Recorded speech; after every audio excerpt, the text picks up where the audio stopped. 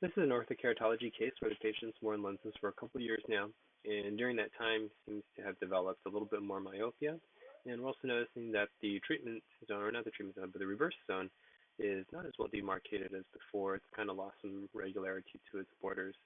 I believe this patient started out with only about a diopter and a half of myopia, and that will contribute to some of this appearance. When we're not correcting a whole lot of myopia, we're not going to get very sharp rings.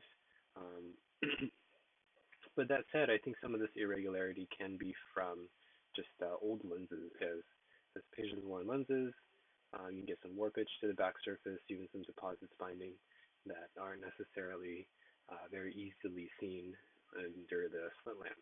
And it's possible that just changing the lenses will improve in fact, I'm fairly certain that you'll get some improvement in quality of vision just by changing lenses.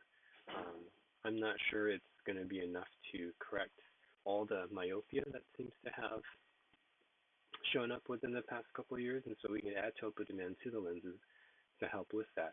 But I think just getting the patient into fresh lenses will help, and I usually recommend my patients, especially younger patients, to replace lenses annually. Not everyone absolutely needs it, but it does prove helpful for many of my younger patients. So if I bring up the lenses themselves, another thing I might recommend is for younger patients where the goal is myopia control, I usually don't go with the usual 6.2, 6.8. I'll go all the way down to a 5.6, 6.2 and explain up front, especially if it's a younger patient, that they are going to get some nighttime glare or halos, but I found that the smaller treatment does help with the myopia control a little bit better. A large optic zone definitely gives better quality of vision, and this patient might be getting close to driving age, and that might be more important now. But for my younger patients, I use a very, very small treatment zone, and it does seem to help hold their myopia in check a little bit better. So with these lenses, I think the only thing we might want to do is build in a little bit more topo demand. So whether it's a quarter diopter or half diopter, I don't know exactly how much myopia has crept in, but building that in is pretty simple. GSIM lens 100% mode. We'll just click up here.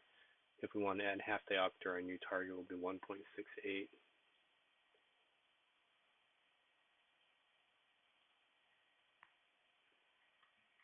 Now, anytime I change the demand in the ortho K lens, I always go to 25% mode and check all the meridians to make sure we're fairly uniform. So 1.66, that's pretty close.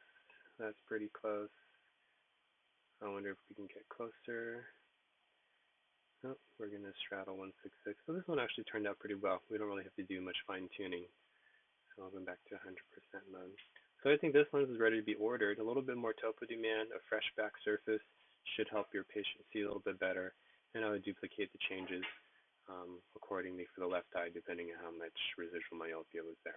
So I hope this helps your patient. Best of luck, and thanks for watching.